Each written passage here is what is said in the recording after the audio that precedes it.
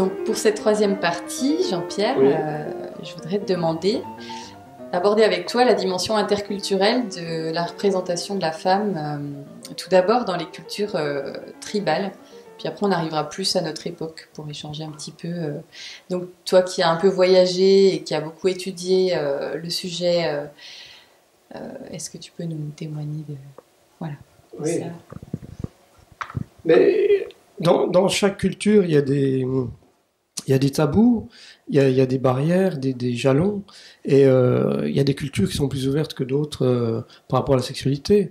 Par exemple, il y a les sculptures moche, qui sont une culture pré-inca, où il y a beaucoup de poterie érotique.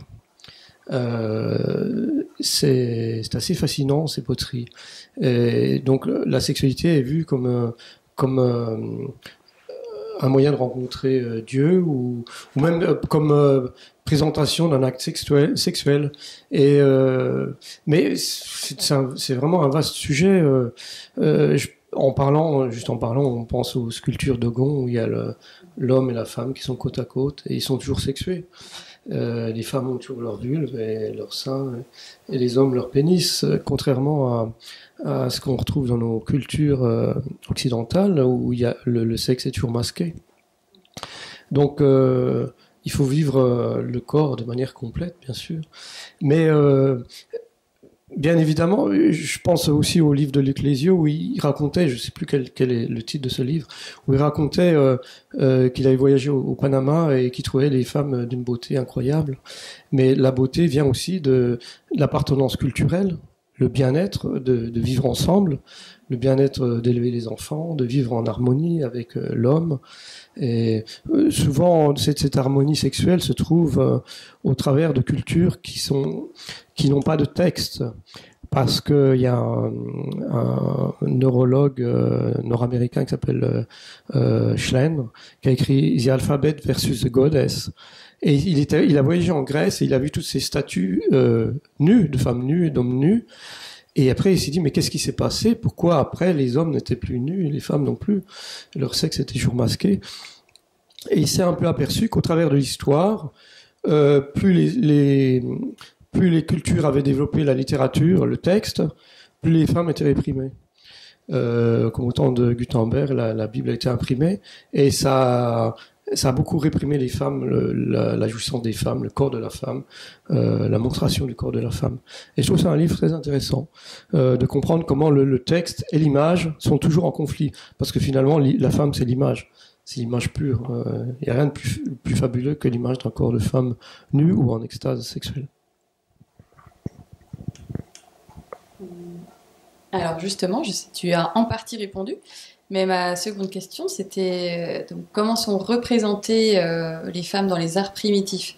Tu as donné une partie d'une version un peu historique. Est-ce que tu as d'autres exemples à citer dans certaines de tes œuvres qui sont peut-être derrière nous d'ailleurs, que tu évoques sous d'autres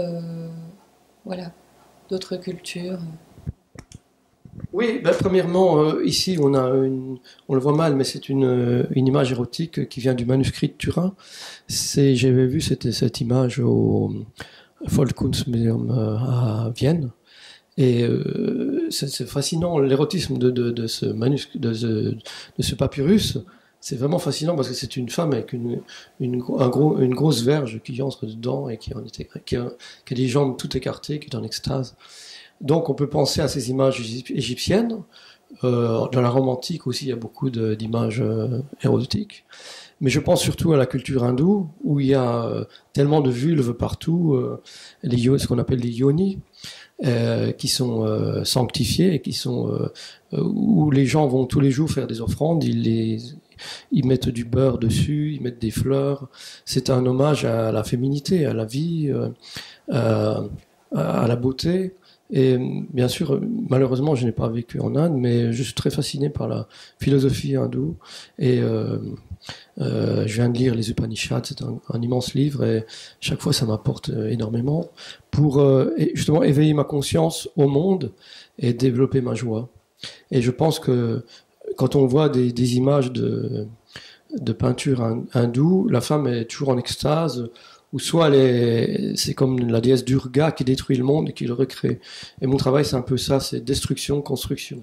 Destruction, construction, ordre, chaos, masculin, féminin.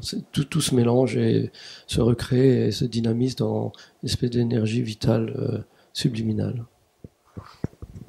Alors oui, dans nos sociétés occidentales, les gens sont de plus en plus en recherche de spiritualité dans leur vie.